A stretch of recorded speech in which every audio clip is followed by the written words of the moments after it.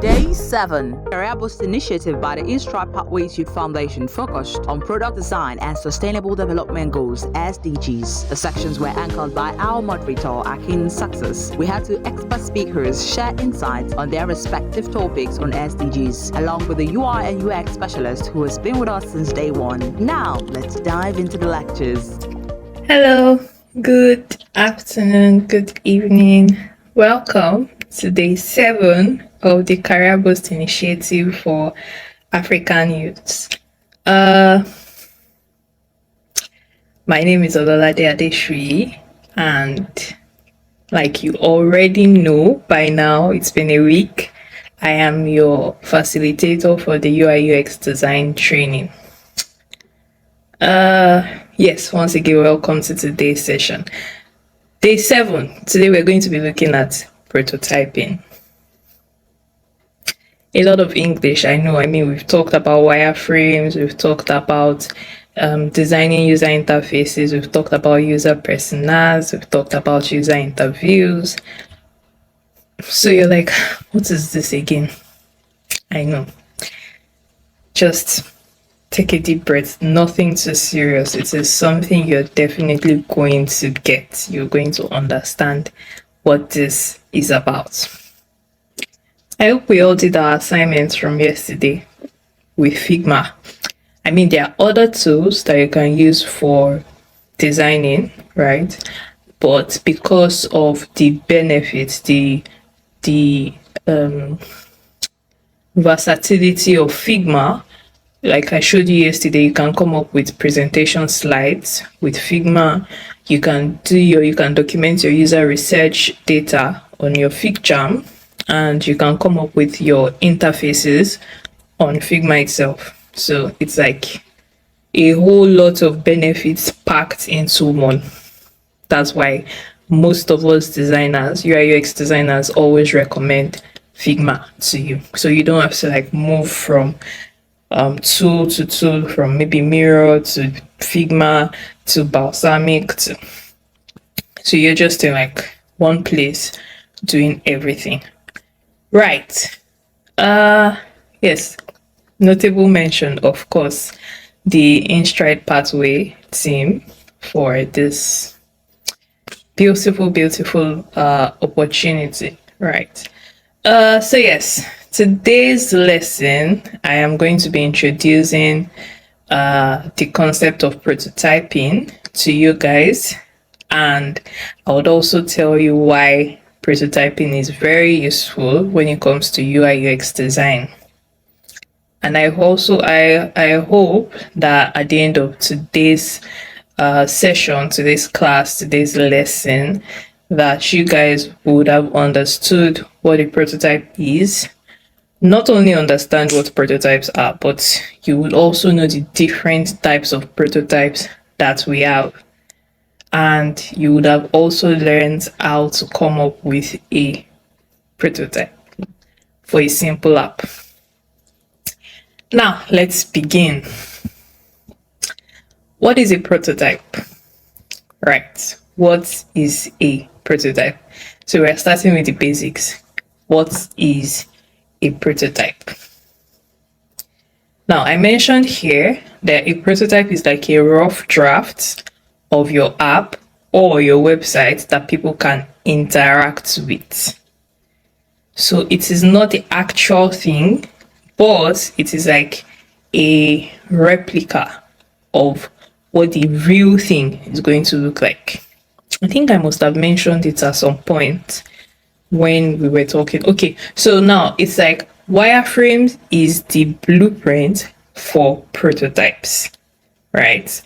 Then prototype is not the actual app or the website itself, but the design that people can if I click on this, what happens? I click on this, what happens? Exactly. So a prototype is a working model. It has to work. If you've seen where people that build cars, where they produce or where they assemble these cars, or where they produce, even before they start producing the cars, they would have designed a prototype of that car. to show you, oh, this is a sample of what you're working towards. So if you're like an investor or you're like the CEO and they're trying to pitch to you that, oh, see this prototype of this car we think you might love and that other people too might love. So that's what a prototype is. So it's just like in architecture too, when they do like the plan, not the plan now, when they do, have you seen architecture students for their like their final year projects where they have like miniature versions of buildings on a on a landscape? So they do it with like paper and cardboard. It's usually like on a plain surface like this. Then they'll use cardboards to construct houses in different shapes with boxes, and then they put green grass and stuff to like indicate landscapes, indicate grasses and stuff. So that's a prototype. It is not the actual house, but it is supposed to show whoever sees that thing that this is what the real version is going to look like, right?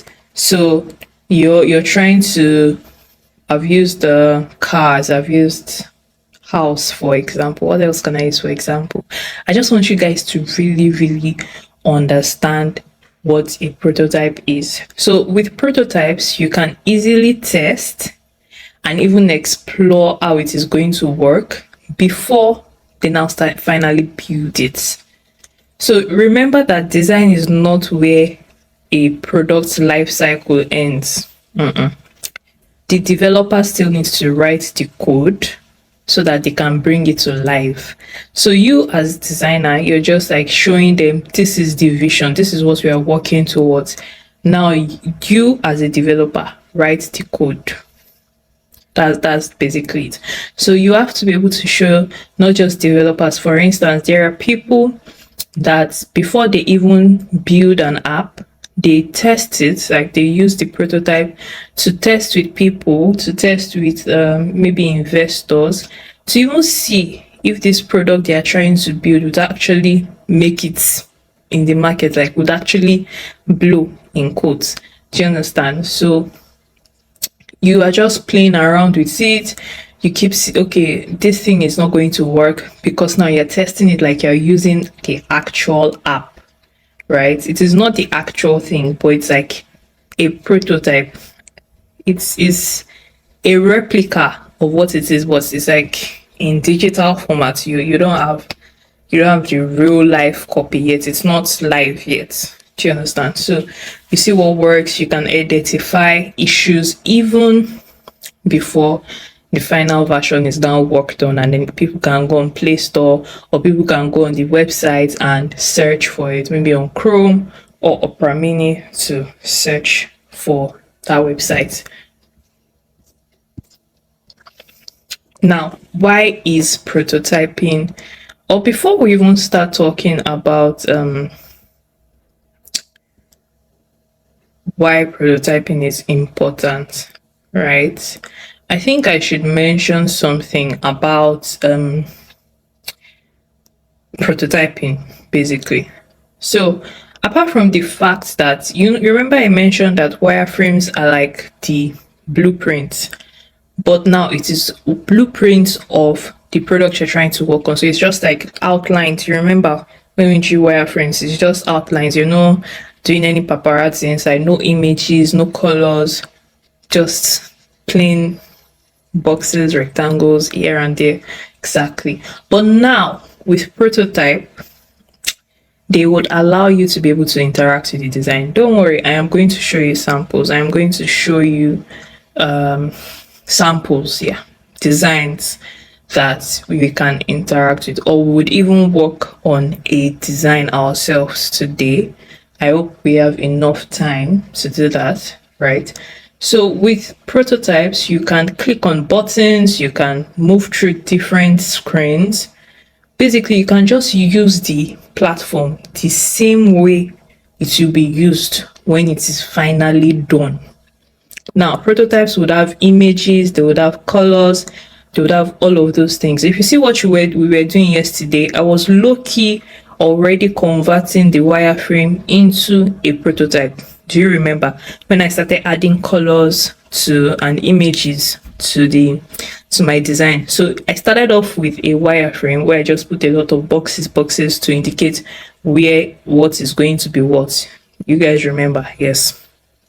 Now, I started moving into prototype when I started adding colors, images to just indicate, oh, okay, this is what you already get, like this is what the app is going to look like when we finish designing it, or when they start building it, when they start writing it, when you download it from your Google Play Store, from your Apple Store, that this is what you're going to see. In fact, every design you see on Figma, that was done on Figma, by the time you see the real life product, the real life website, the real life mobile app, it is supposed to be an exact replica of what was designed. Do you get? So now another thing I would like you guys to note, which I think I have mentioned also, is that prototyping helps you as a designer to test your ideas, right? Because if you start thinking, oh, a user is going to click on this thing to get to this page, with prototypes you can easily test if what you are thinking is rubbish or if it's going to actually fly, right? You can share your prototype link with maybe your friends or your family members, and you're like, okay, do this and do this. I want to see how you're going to interact with it. Now imagine you had already designed a button with the mindset that they will click on this button. I know they will click on this button, only for them to take your prototype and they don't even notice it is a button. Exactly. So you need to be able to test your idea. Remember I said in the beginning that I was going to teach you, or I was going to tell you about the different types of prototypes that we have. So yes, prototypes can be categorized into two main types. We have the low fidelity prototypes and we have the high fidelity prototypes. Now, you've done a sample, you've done something about low fidelity prototypes. That was when we talked about wireframing, right? So low fidelity prototypes are very simple representations, right, of what you're trying to design, whether it's a website, whether it's an app. So low fidelity prototypes are just like simple representations of the design of the app itself, right? It will focus on the layout. Remember wireframing, yes? So it's a type of prototype, but it is the low fidelity prototype. We use low fidelity because it's just simple layout, nothing about images. I already explained wireframes to you guys, so I believe you understand. And you remember when I was talking about wireframes, I mentioned that you can have paper sketches, right? So, but with prototypes now, with low fidelity prototypes, they are going to be clickable. So remember with your wireframe, it's just you can even sketch it on paper, right? But when you're doing low fidelity prototypes, people should still be able to interact with buttons. They should still be able to interact with whatever it is that is on the page that you designed. Now, there are different advantages to having low fidelity prototypes, and I will try to mention some of them. Now, with low fidelity prototype, it is usually very quick to change, to edit, right? Very easy to edit. It's used for, like I mentioned with wireframing, it is used for brainstorming. Very useful when it comes, or very great when it comes to brainstorming ideas. So you can quickly run through ideas with your friends, your colleagues, and stakeholders, right? You can use it to quickly gather feedback from users without being too detailed with the design. And the second type of prototyping we have, like I already said, you've heard low fidelity prototype. So obviously the second one is high fidelity prototype. Now, high fidelity prototypes, they look and feel almost like the final product. So like I was telling you earlier, when you design, if, like, for instance, where's my phone? I'm going to try to open an app. Let me open my Jumia app, right? So this is my Jumia app. Whatever I design on Figma should look exactly like this, right? So that is what high fidelity prototype is. Your high fidelity prototype should look exactly like the final product. In fact, your final product, sorry, is what should look exactly like your high fidelity prototype. So high fidelity prototype usually includes colors that you don't have in your low fidelity. It includes images, actual real content, and interactive elements that would imitate or like mimic the actual experience. So like your WhatsApp, if I open my WhatsApp, okay, so I have a button on my Jumia app that is saying shop, and I have two buttons. One is shop, one is saying later. So if I click on later, it closes that page.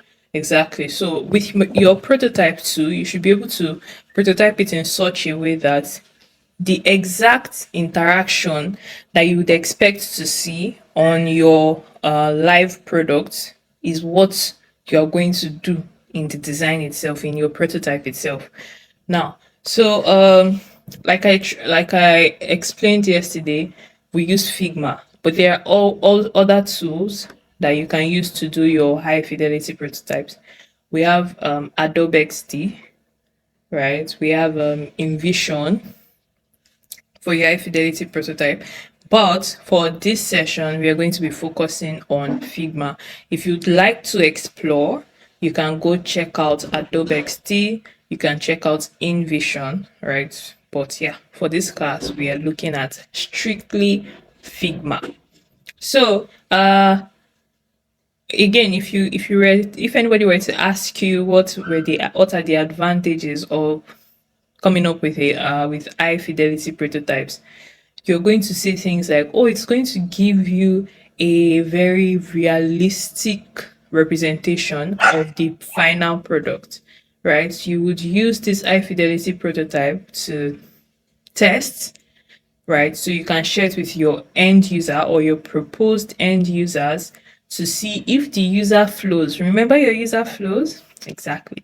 To see if the user flows you came up with, if they are going to fly, or if you need to make adjustments, changes, improvements, that sort of thing. And it will help the people you're designing for, maybe the owner of the product, the CEO, or maybe the investors, to be able to visualize what the final result is going to look like, right? So that's why one of the reasons why prototyping is important. So this is an example of low fidelity prototype. Let me try to zoom in. So you can see it looks exactly, it's going to, not like, this is without images, without colors, because again, it is a low fidelity prototype, but with the idea that when you click on continue here, for instance, it should take you to the page that is supposed to come after this particular page. Do you guys understand? So when I click on what is different here again? Yeah, so this is just a low fidelity prototype. When you click on continue, it should take you to the next page. If you click on the back button, it should take you to the previous page. Exactly. So if I try to type into this box, I should be able to do that because it is a prototype. It's supposed to mimic the final result. And then this is an example of high fidelity. So this is the low fidelity design of this app here, right here. So you can see now that there are colors, there are images, and again, these guys are supposed to be clickable on the prototype. So if I send you a link to this prototype and you click on send request, something has to happen. Maybe a pop-up that tells you, oh, success, congratulations, your request has been successfully sent. Exactly. So that's the idea of prototyping. That's the idea of low fidelity and high fidelity prototypes. And I have tried to explain why we create prototypes to you guys. Now, I believe that by now you already understand what prototypes are. And we also know the two different types of prototypes: low fidelity and high fidelity. Exactly. And we also know why two of them are different, or what is different about the two types of prototypes. So now we also know why we even come up with these prototypes. If you don't know, I'm going to try to remind you again. Again, it helps you to quickly test to see if your users can easily navigate through your platform. Because now remember that all of these elements on your prototype, they are clickable, they are interactive, so you can interact with them. It will help people that are testing.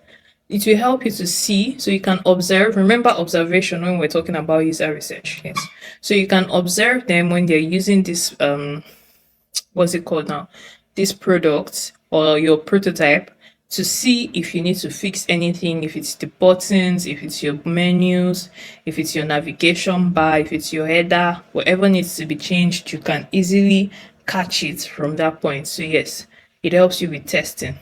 Another thing is it will help you gather feedback, right? So you can share the prototype link with not just your users, not just your stakeholders, but with maybe your team members, your friends, to just get their feedback on what they think about the design. If you need to maybe improve on it, if you need to add something, if you need to remove something, that sort of thing.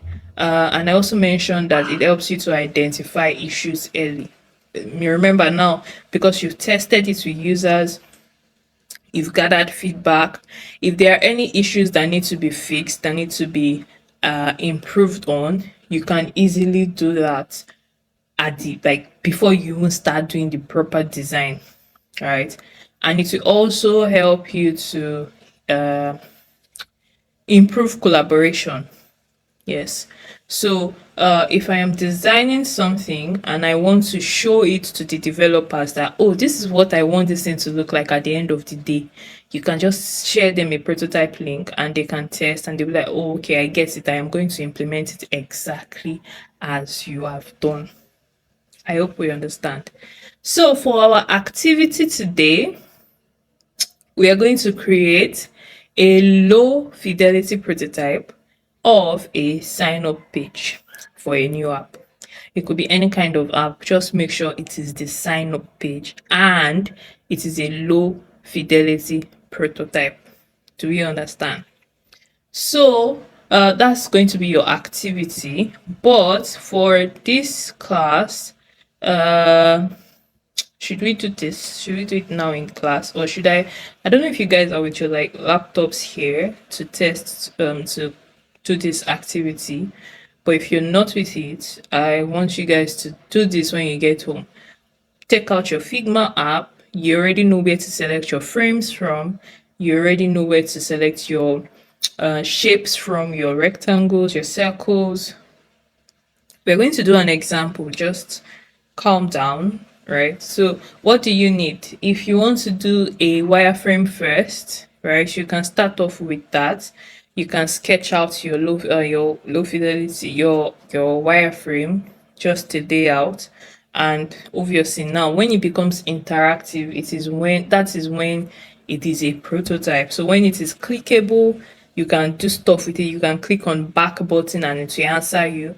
You can click on a maybe plus button and something is added. Exactly. So what do you need? Your Figma file, your Figma page, Figma file.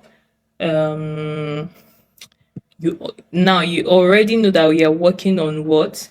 A sign up page for what? A new app. So if we are designing a food ordering app, we are going to design the sign up page for the food ordering app. But keep in mind, we're doing the low fidelity prototype, not the high fidelity. So there are no colors, there are no images, but it is going to be clickable. I hope we understand. Do we understand? Do we understand? Exactly. So that is what we need. So let's try to work on something. Where's my Figma file?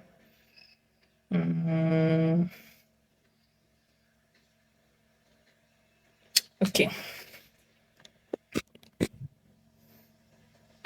we are here now. Figma file, here we are. So all of this is from yesterday's session. Uh, so I think let's create a new page. So this is page one. You see how I did that? I just clicked here, this drop down button, and then I'll see this plus button that I can click on for a second page. I can rename the page to low fidelity prototype so that next time it's easier for me to find. And I can name this page. What did we learn yesterday? Designing UI. Just so that it's easier for me to navigate between pages. So what did we say we're designing? A low fidelity prototype for the sign up page of an app. And I said this time we are going to be working on a food delivery app. So what's the first thing we are going to do? Since it is an app, we can select a frame for this app. Let's go with mobile app, because if by now I expect that you know that we have web apps, we have mobile apps. So let's go with mobile app. And which device? 13 mini, because I told you guys yesterday that I really prefer designing with a 13 mini because the size allows you to like scale up easier than, you know, when you design on a screen size like this. It's easier to make things bigger than designing on a big screen and then trying to compress things. It sort of like distorts everything. So yeah, 13 mini, and let us begin. So what are we doing? A sign up page. And what kind of design? Low fidelity prototype, meaning we're doing strictly black and white, no colors. I hope you understand that. So now for a sign up page, what would you expect to see? First off, you might see the logo of the business in the center here. Let's use that to represent the logo, right? Might see. So at the end of the day, we can decide to take out the logo if we don't fancy it. But let's just assume that you're going to see the logo of the business here, right? So that's first thing. Second thing you're going to see will be to give them your maybe your email, right? And Control D to duplicate, maybe to your full name, and maybe a password. Remember, Control D to duplicate and a password. And then what's the last thing you would probably have? A button to do what? To submit your details, right? A button to submit your details. Now remember that with low fidelity prototypes, it is similar to the high fidelity prototype. Only difference is that it does not have colors, it does not have images, but all of the elements are supposed to be interactive, correct? Yeah. So now the last thing that I would have is a field that says, do you already have an account? Login. So already, let me zoom in so you guys can see. Already have an account, and then log in. So I can move this one to the bottom of my page like this. I can centralize this so it looks cleaner, and then I can now add my text so that obviously. So what's this button going to be? Sign up. You can see how Figma is directing me like, oh, you're already in the center. Exactly. So sign up, Then we can also have another field here. What did I say this was going to be? Full name. And then another one, I said this would be, let's say, email address. And then the last one would be to set a password.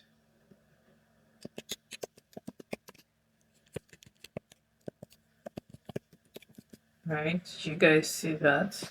So now we have four, 1, 2, 3, 4, 5 things.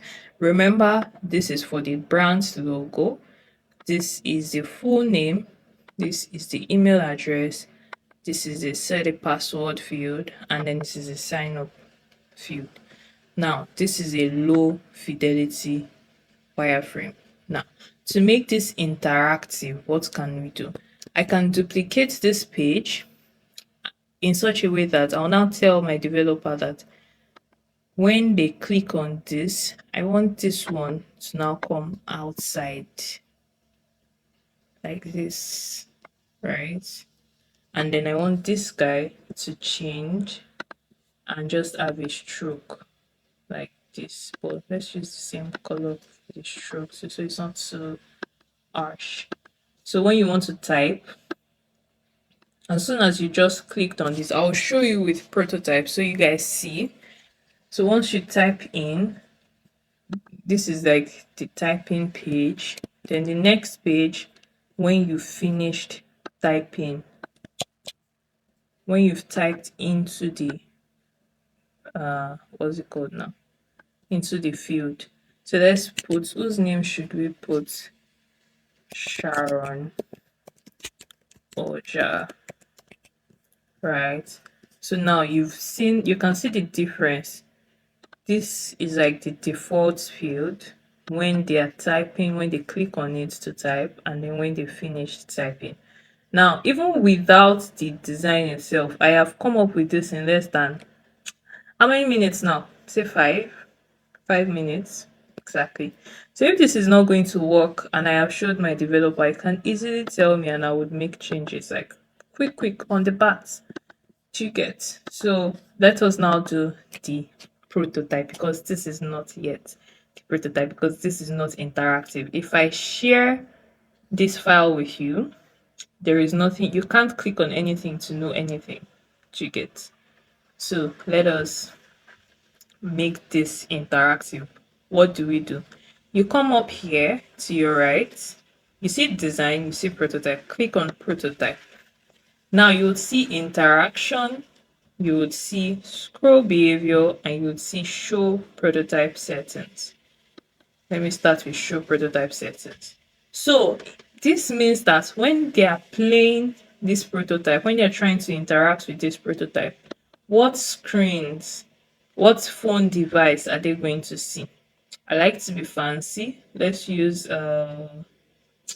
11 Pro, since it's like similar to the size 375 by 812, yes. And then for the background color, let's use for the color of the phone itself, let's use something fancy. Yes, green. And then for the background, let's use a dark green so that like pops the phone. You see what just happened? So this is a preview. Now let's come back. I've selected an element. You see the difference now, it has changed. So what do? If you start hovering here, you'll notice a plus button on the edges or on the sides of each element. A plus button on the sides of each element. You see it? A plus button when you hover. There's a plus button. Exactly. So now, when you do this, you drag. I like to call these things cobwebs. So you take this connecting arrow and you drop it. You see what just happened? Now you're telling Figma that, let me zoom in so you guys can see. You're telling Figma that when I click on on this, what should it do? Navigate to where? This next page. How? Instantly. Do you see that? So let me play the prototype for you guys to see. Do you see the device? Exactly. So this is it. You see that my mouse is, I've not done any prototype on this page, on this second, third, fourth. The only part I have added an interactive element to is this first button. And what did I tell Figma? I said when you click, it should do what? Instantly change to this. Do you see that?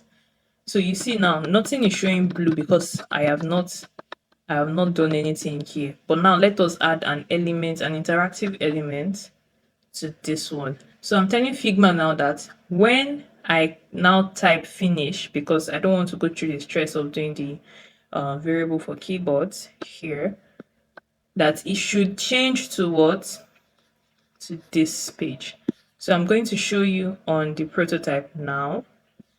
Let's change the animation from instant to smart animate, so you see the difference, right? So did you see that it's smart animated? Like if you saw the interaction just now, let's go back. So this is page 1. I click on this, it tells me okay, I type, and you see how that just disappeared. There was a little, exactly. So that's how prototypes work. So you can have like 20, 30 screens and you can connect everything that. Like that. I'm just connecting randomly now so you guys, sorry, so you guys can see that you can just, even pages like this, Figma, this page, you can connect that on this page to this page, maybe after some time, after delay, how many minutes, how many seconds, how many milliseconds, 800 milliseconds. I want you to do what? Maybe navigate to go back to open a link, to scroll to, you can do a lot, you can open overlay, but I want you guys to just play around with this thing.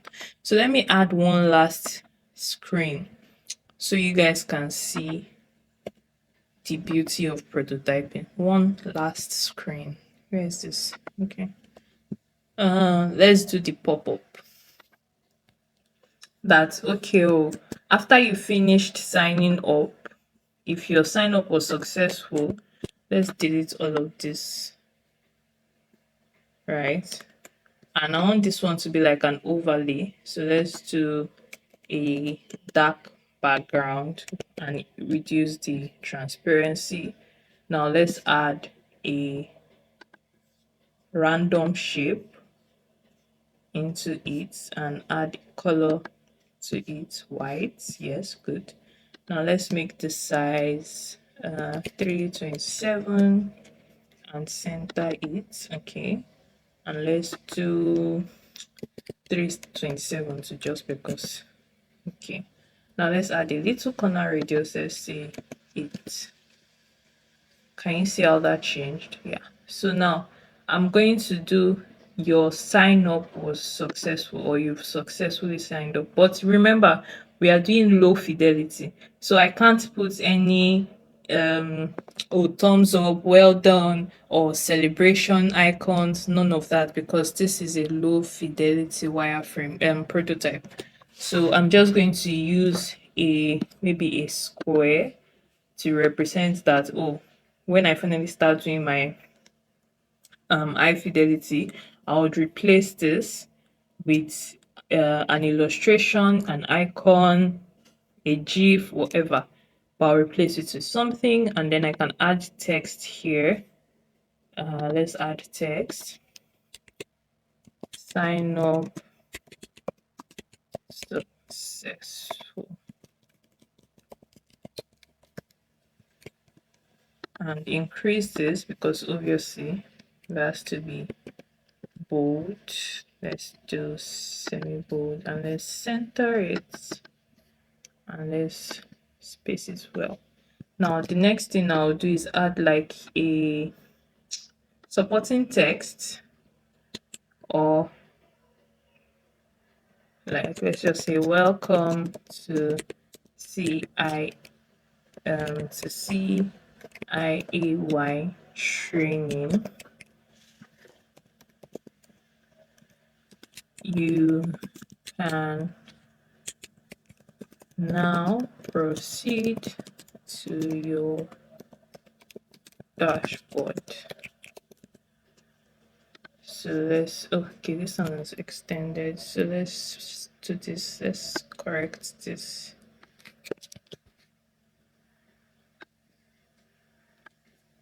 And obviously, because it's a supporting text, it cannot be the same size or weight as this first one. So it has to be smaller. Let's do 14. Let's change this to medium. Let's do this differently and let's align it. I hope I am not too fast. Oh, you can now proceed to your dashboard, and then I can also add a button that will say maybe let's go, something interactive that, okay, when they click on it, it now takes them to where? To their dashboard. I hope you guys now understand how low fidelity prototypes work. In fact, or how prototyping works, but this time we did it with low fidelity. So let's just add a text that says let's go,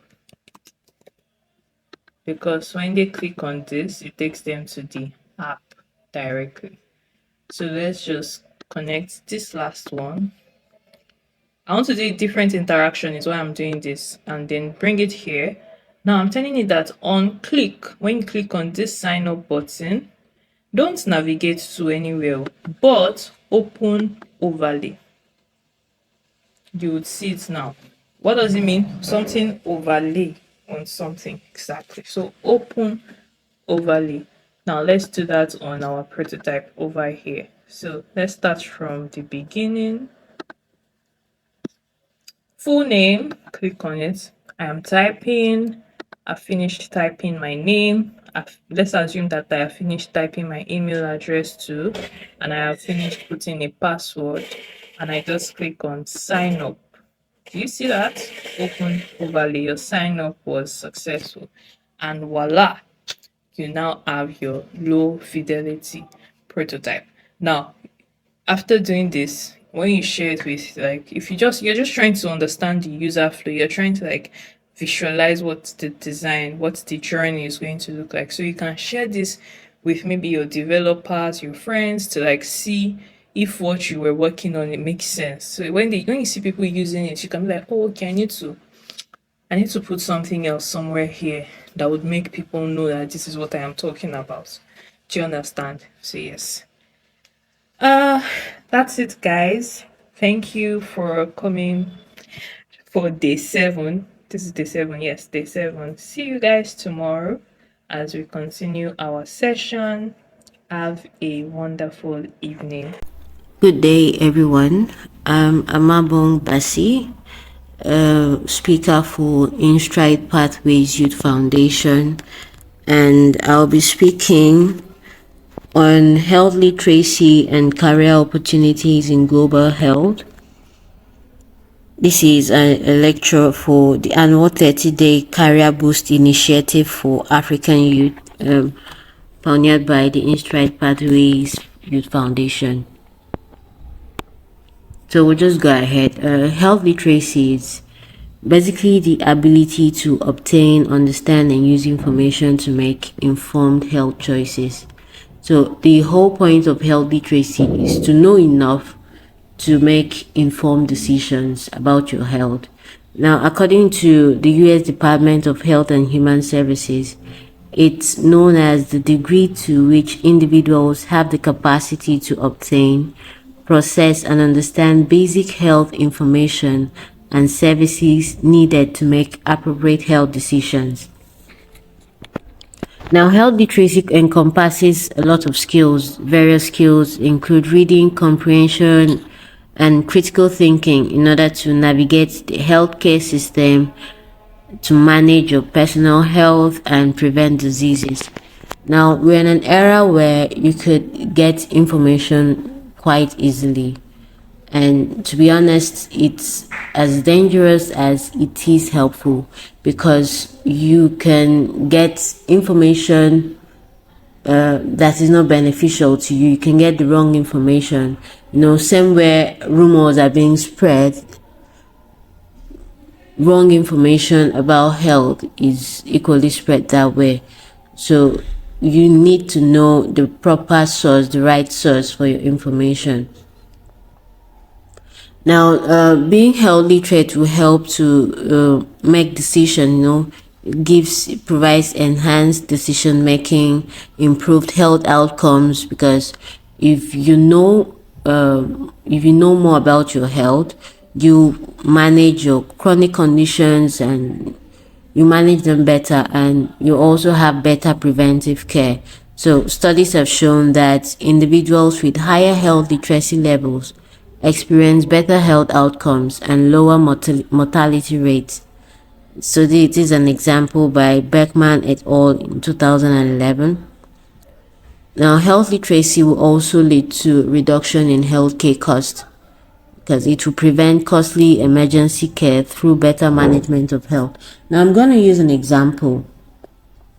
Right, let's say you have, so I recently saw a tweet where someone said, if you do not spend little now to manage your health, you will spend more later. So what came into perspective was, let me cite an example. Say you notice some irritation with your eye, you notice, maybe you see things blurrily, you see you have blood images, blood vision rather, and rather than get your eye checked, you delay, and it eventually becomes something else. So if you had gotten your eye checked initially, maybe what you would have ended up with would be maybe corrective glasses. But because you had wasted time, you couldn't make an informed decision. You were not aware of what was really happening. You didn't have enough information on that. You now delayed, and eventually it became something that would require eye surgery. Yeah, that's not pleasant. So that's where health literacy comes in, to reduce healthcare costs.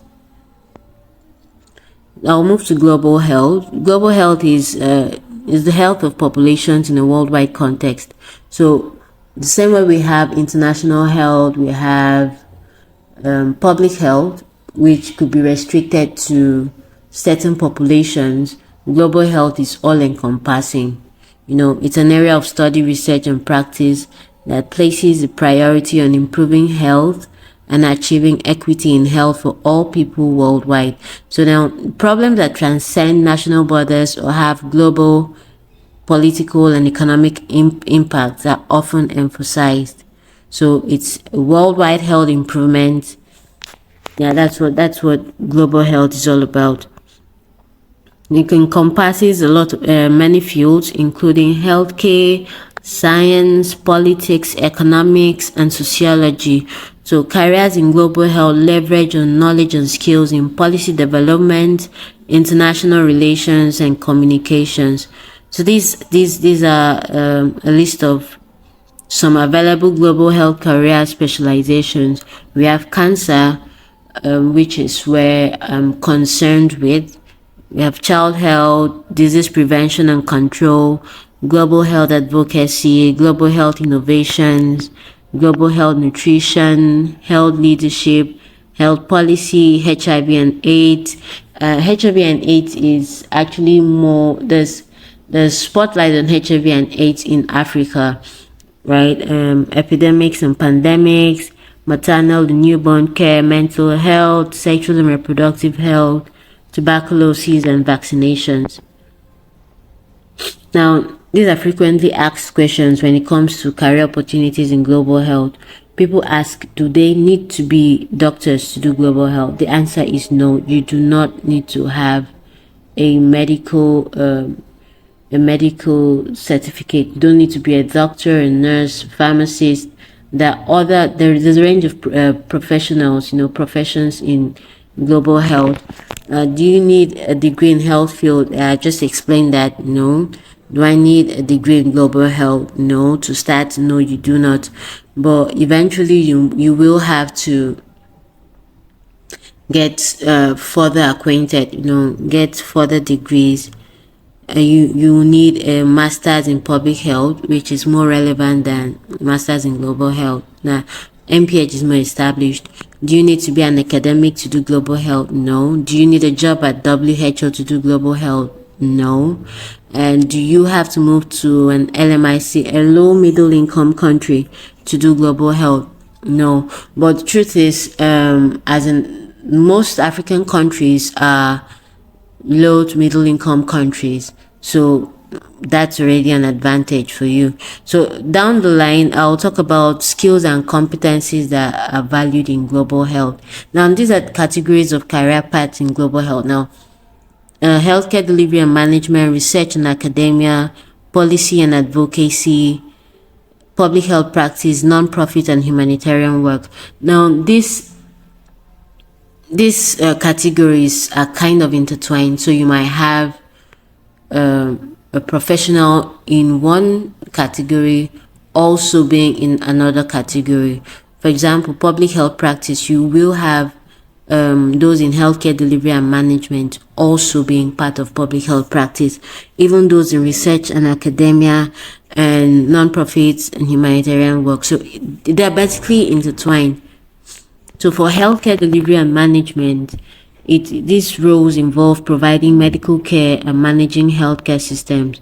So the professionals here, they work to improve healthcare systems, and professionals you'll find in this category include the doctors, surgeons, nurses, pharmacists, physiotherapists, healthcare administrators. And the professionals are not limited to what I just mentioned, right? We have a lot more.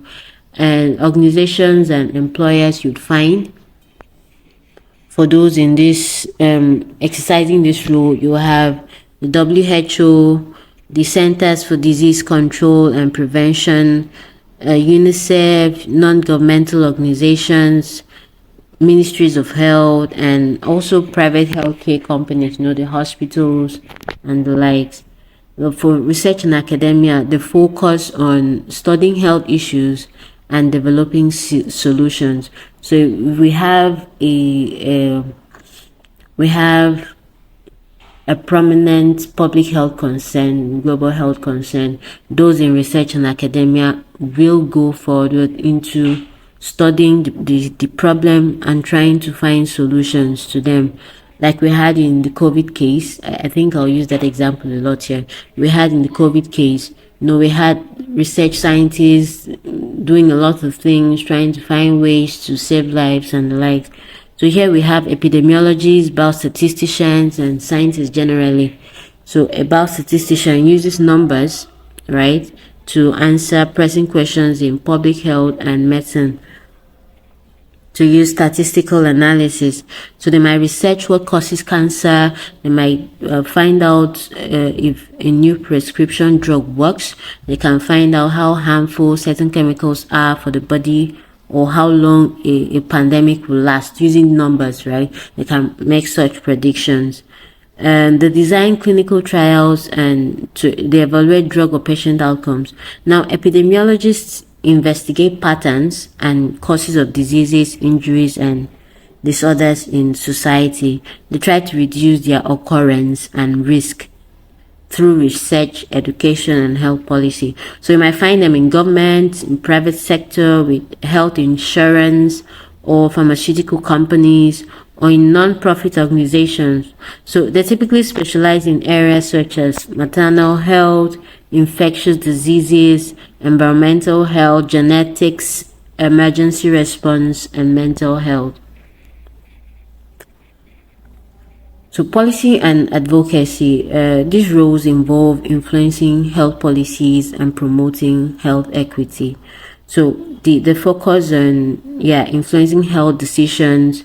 So these are people that make policies, these are people that make policies. They decide for this is what we're going for, and that sticks, right? They champion causes to improve health outcomes.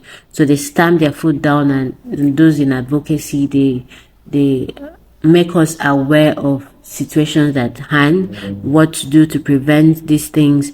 So like I had mentioned earlier, that we have different professions in global health. The economics, sociologists, this is where they all fall in. So the skills at work here: tactfulness, good communication, critical thinking, analytical thinking, good understanding of processes and political systems, and the ability to maneuver, because you're going to be doing a lot of international relations, right? And you need to understand the policies of certain countries, the politics of certain areas, and how to work around it. So here we have policy analysts, advocacy managers, public affairs specialists. We have global health advocates, health policy advisors, campaign directors, and community engagement coordinators. So for public health practice, like I said earlier, we'd have most of these categories have intertwined career opportunities.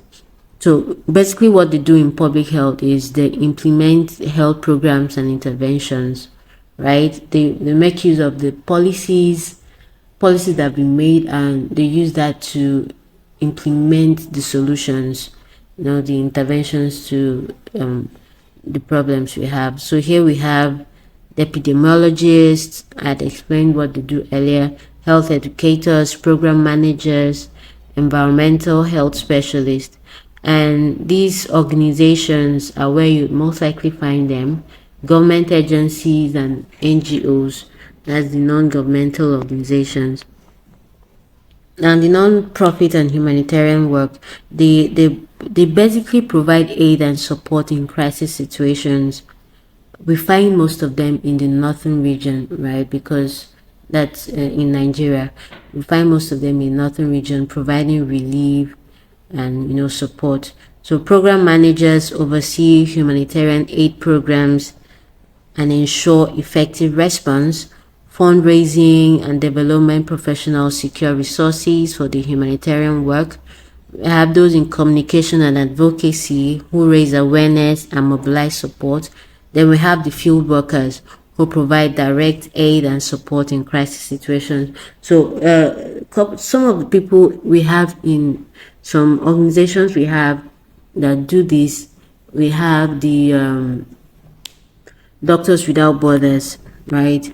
So we have a lot. We actually have a lot of non-profits and humanitarian work going on in Africa. Yeah, in Africa. So there's a lot to be done with that. The skills and qualifications. So to work in the global health space, you need to have some essential skills: cultural competence, understand the culture of different regions, right? Language proficiency, adaptability and flexibility, strong communication and teamwork skills, strategy and project design, project management. And for the qualifications, so while your degree is enough to get you through the door, to move higher, you will have to get more certifications. You will have to get more qualifications, a master's in public health, a PhD, and the like, then different certifications. So I didn't mention supply chain, which is also, it's also part of career opportunities you find in global health. Yeah. So how to get started, right? Network. Basically, in every aspect of life, to move forward, you need to network. We have a lot of people who, while they're in school, they prefer to just focus on your books. While focusing on your books is really good, right? You also need to spread your tentacles, get involved in things, network, meet people, attend global health conferences and events. This is where you get more information about things, policy making, right? Join global health organizations and associations, and try to volunteer, right? Volunteer. Most non-profit organizations and NGOs, they take in volunteers. In short, that's how most people get into the global health space. They go in as volunteers. They volunteer to provide help, and along the line they get adopted into the system. So it's easier for, the experience you get, can be really useful, because most times in global health, experience is really important. So participate in global health projects and internships. Apply for internships, right? So being from a low middle income country is an advantage when it comes to global health. It is a serious advantage. So you get the opportunities to apply for internship globally, even regionally as well. You gain practical experience in global health settings. You can get this through the internships you apply for, right? Yeah, you can get this through the internships you apply for. Apply for fellowships, pursue global health fellowships, develop expertise in global health areas, and you also take up continuing education and professional development. Stay updated on global health issues and trends, develop new skills and knowledge. Like I said, we're in an era where information is easily accessible, right?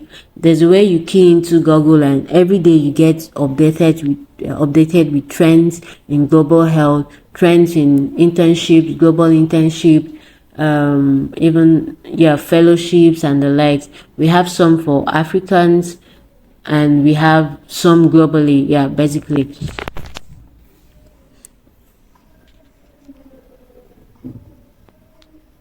So these are basically the types of organizations we have in the global health space. So the non-governmental organizations, NGOs, Save the Children, Save the Child, Care, Partners in Health, that's PSI, FHI 360, MSH, that's MSH, PATH, Child, Resolve. Now, I know in Nigeria we have Save the Child, we have FHI, of which ECUS falls under that. MSH is in Nigeria. PSI, yes, is also in Nigeria. Then delivery of humanitarian services, we have the Doctors Without Borders, International Rescue Corps, the Red Cross, Site Savers, Operation Smile, bilateral organizations and government agencies, see the USAID, Global Affairs in Canada, CEDA, Public Health Agency of Canada, and multilateral organizations and UN agencies, the United Nations, WHO, World Food Programs, UNAIDS, UNICEF. Then this is okay. So we have consulting firms, McKinsey, BCG, Deloitte. Now these consulting firms sometimes offer internship. So most of them are basically into policy making, right? They're basically into policy making as well. For foundations, we have Bill and Melinda Gates Foundation, Rockefeller, the Merck Foundation, the FIN, and the Geneva. Policy and advocacy organizations, we have Results for Development Institute, Stop TB Partnership, Center for Global Development. And in the academia, we have Johns Hopkins University, London School of Hygiene and Tropical Medicine, University of Hong Kong. So these universities can also offer scholarship opportunities, for you to expand your reach. And you can also get certified courses from Coursera, Udemy. We have there's so many resources available to you. So these are my references, and thank you very much for joining and listening in. If you have any questions, feel free to reach out. Yes, feel free to reach out. The Insight Pathways Youth Foundation they do have my details and they can, relay your questions. Thank you. Hi, good day. My name is Timitayo Ayodele, an HR professional. And today, InStride Youth Foundation Initiative has asked me to speak on one of the Sustainable Development Goals at their 30-day Career Boost Initiative. So without wasting much time, I would like to go into my slide. But I would like to say to pardon me, just in case you are hearing a little bit of sound, background sound. Thank you very much. So I'll just go into my slide right now. Okay, once again, my name is Temitayo Ayodele, and I have been asked by InStride Pathways Youth Foundation to talk about sustainable development goals. And interestingly, for me as an HR professional, I am more aligned to Sustainable Development Goal 8, which we would go into. Just a little bit of background information about me.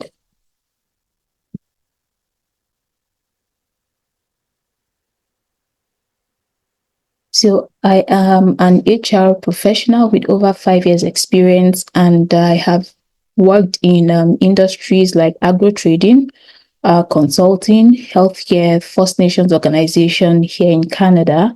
And to add to that, I have a diploma and post-diploma in human resource management, both in Nigeria and in Canada. And my bachelor's degree was in English and Literary Studies, but after then I transitioned into the HR field. And I am also a candidate member of CPHR, BC, and Yukon here in Canada, a registered professional recruiter here in Canada as well, and an associate member of CIPM in Nigeria.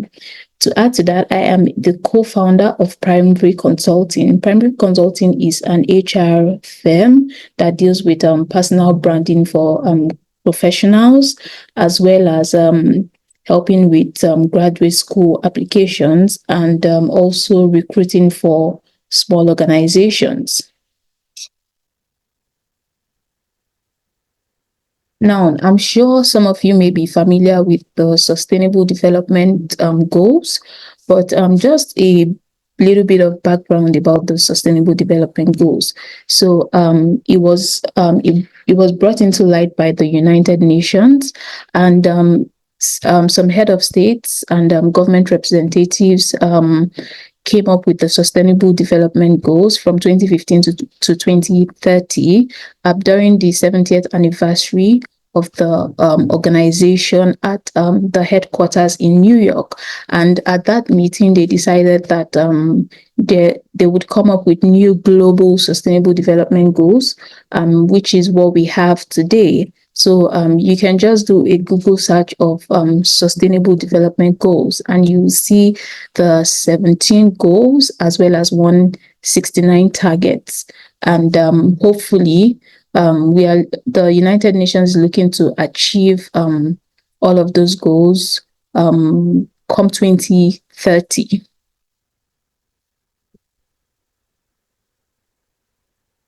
Now, I told you earlier that the Sustainable Development Goal that I'm more aligned to is decent work and economic growth. So the aim of this, and this is SDG 8, the aim of this is to provide sustained, inclusive, and sustainable economic growth, full and productive employment, and decent work for all. According to a UN article, the global unemployment rate declined significantly in 2022, falling to 5.4% from a peak of 6.6% in 2020 as economies began recovering from the shock of the COVID-19 pandemic. So what this means is that this is relatively lower than what we have, is relatively higher than the unemployment rate than what we had before COVID-19. We also saw how COVID-19 disrupted the economy, and then it brought the world to a halt, and people had to come up with ways, and you had to learn new technologies to ensure that your business keeps running. Because if you couldn't keep up with technology at that time, some organizations shut down because of this, and some are still trying to recover post-pandemic. Now, Sustainable Development Goals, Goal 8, decent work and economic growth. What does decent work mean to you? So basically, from my side, decent work is what it simply means: creating decent opportunities for everyone that is productive, fair, and offer social protection, better prospects for personal development and social integration. So essentially, how can we create decent work for individuals in the nation? How can we create decent work globally? Because there are a lot of things that rest on this. How can we achieve economies of scale from this? So I'll just move into my next slide before I explain my next thought. So where are we in 2024 for this goal? Because 2030 is 6 years from now. So are we close to achieving our target? Are we falling behind? Now, in 2024, the SDG report shows that nearly half of the 17 targets are showing minimal or moderate progress, while over 1/3 are stalled or going in reverse. So now this shows that we are far from achieving the sustainable development goals. But I cannot tell you for a fact that we would be able to achieve everything come 2030. But there should be significant progress if everybody sees this as a collective effort to ensure that these goals come to life and they are achieved. There are so many implications attached to this. One of the goals is like quality education. We can see, take Africa for example. We see that a lot of children, a lot of young people don't have quality education that makes them integrate properly into the society. Now, SDG 8 is very much aligned with SDG 4. Now, because we are trying to create decent work and employment opportunities for all, right? So what do they have at hand? What do they have at hand to ensure that they get the right opportunity, education, right, and the required skill, which is important to ensure that you get that job that you're looking for, to ensure that your business skills beyond a certain limit. So all of this rests on having the right education, the right training, as well as the right skills for this.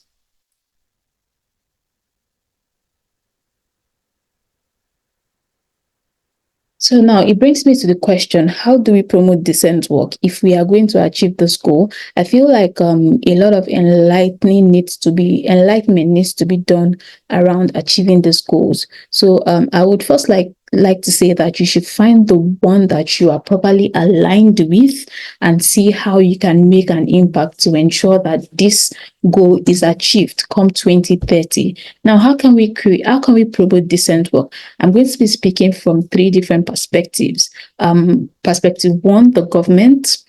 2 is employer, and 3, employees. So it is a collective effort within the society. So as much as employers want to do, we should make sure that government policies are not standing in the way. And as much as employees want to do, we should make sure that employers are not making terrible policies or are not sending people out of the workforce for wrong reasons or wrongful terminations whatsoever. And they are pushing people to leave their decent employment, so to say. So from the perspective of the government, I have promoting skills development and training, and providing grants that citizens can access. So this is very important because there are countries around the world, and there are also some Nigeria also has some, for example, some skill development opportunities whereby people can go and learn a skill. They can go and learn a trade. For example, say the industrial training fund, industrial training funds. This is an opportunity for employees. That if the employers are remitting this money to the organization, this is an opportunity for employees to go to ITF and take training that they have available for people to take. And also technical schools, I've seen that there are some effort have been made by the government, and even beyond the government and looking at other countries, you need to promote skill development and training, and by creating opportunities and access to ensuring that people have the opportunity to learn the right skills, so to say, then providing grants that citizens can access. So we would agree that in Africa and Nigeria, education is not cheap. So how can people ensure that they have quality education to then get the right training, the right skills, the right education that they need to land a better job and to help them in future? So the government can provide grants to citizens or provide education loans to the citizens of the nation to ensure that the citizens have access to these grants, to these loans, to ensure that they can better themselves and have this available and ensure that the interest is not so much is not cutthroat, so to say. Then we have creating policies that aid decent work. So technically, you would agree with me again that majority of the workforce are employed by business owners. There aren't so much people who are employed by the government in Nigeria.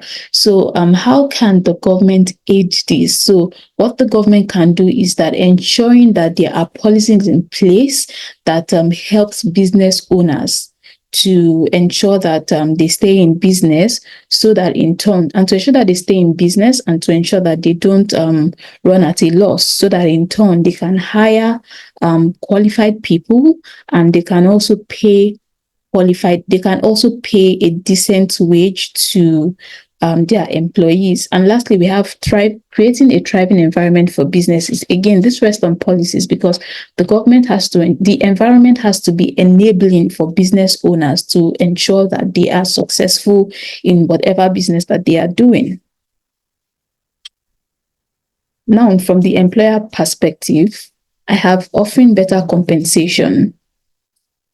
Employers should try as much as possible to pay beyond the minimum wage and to try to pay a decent living wage that that a regular person can live on this amount, not just pay minimum wage because this is the minimum wage and this is what I can afford, right? So employers should try as much as possible. Like I always tell people, if employers do things that, okay, if someone comes to the organization, someone comes to your organization to be interviewed, and you ask the person what's your salary expectation, and then they mention a lower amount, be a decent employer and offer what you have as the compensation range, even if it is higher. Let them know that, okay, what you ask for is lower, but we will be paying you this amount, which is a decent amount to pay anybody in that position. Then promoting safe and respectful work environments. Ensure that the environment is free of toxicity. And how can you do this? You can do this by ensuring that you regularly train your employees on cultural safety, on being respectful to their colleagues, promoting policies that ensures that the workplace is safe for other employees, ensuring that you have bullying and harassment policies in place to show that you are zero tolerant of bullying and harassment, and everyone can thrive in the workplace. Respecting labor laws and workers' rights. So I've seen employers do this often. Employers do not respect labor laws. They constantly go against it. And why is this like this? Because the government that is meant to hold them accountable is not doing so. The government, if government tells an organization, oh, we are coming to inspect your organization, you'll find out that some of those organizations do not have the right things in place, and then they try to lobby to ensure that, oh, how can we bypass this? So you find out that some of them are lobbying, and then they are paying out money to the government instead of government to serve as checks and balances for these companies to ensure that they do the right thing, and to also respect workers' rights. So employers rather should ensure that the policies that they have in place is aligned with the labor laws of the countries that they are in, and to ensure that you continue to uphold workers' rights, because every party in the workplace has rights. You as an employer, you have rights. You as an employee, you have rights. You only have to know your rights, and employees should be able to trust that they can exercise their rights in any organization without being bullied out of employment. I have creating an inclusive culture. Again, you have to look at the variances in the employees that you hire and know that everyone is not the same. People come from different backgrounds. In different countries, we have different groups of people. There are men, there are women in the workforce. There are people of different gender, different race, different culture. So ensure that you have and you are fostering an inclusive culture whereby everybody feels like they belong to the organization. And finally, providing training opportunities for employees. This would help employees feel a sense of belonging, feel a sense of commitment, just feel a sense of personal development. So organizations should not just recruit people and then let them go and do the job, but from time to time provide training opportunities that ensures that they are successful in the organization, and in turn successful and useful people in the society. And now from the third point, that's from the employee view. How can we promote decent work? We have respecting colleagues' opinions. I talked about this. So if you have done training on respectful workplace, you have policies in place. That's as an employer, you have policies in place and all. And employees go through this and all, and they know the repercussions and they know the things that are at stake. So it's going to be easy for employees to respect other people's opinions, to respect their colleagues' opinion. Then taking personal development seriously. Now, as an employee, you cannot afford to put all of your growth, your personal development in the hands of an employer. If an employer doesn't see the need to offer training to you or something, you cannot remain stagnant, but constantly try to look for ways that you can grow beyond your organization, and how you can be impactful to the society.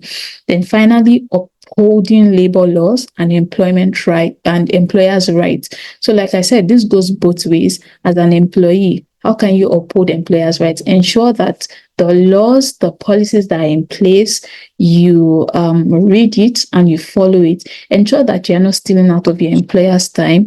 There are a whole lot of other things. Ensure that you are a good employee, so to say. So that wraps it up from three perspectives. That's from the government, the employer, and the employee, on how we can promote decent work. So in conclusion, building the Sustainable Development Goal is a collective effort for everyone in the society. Finding the one that you are best aligned with will make you streamline how you can contribute your quota to fostering it.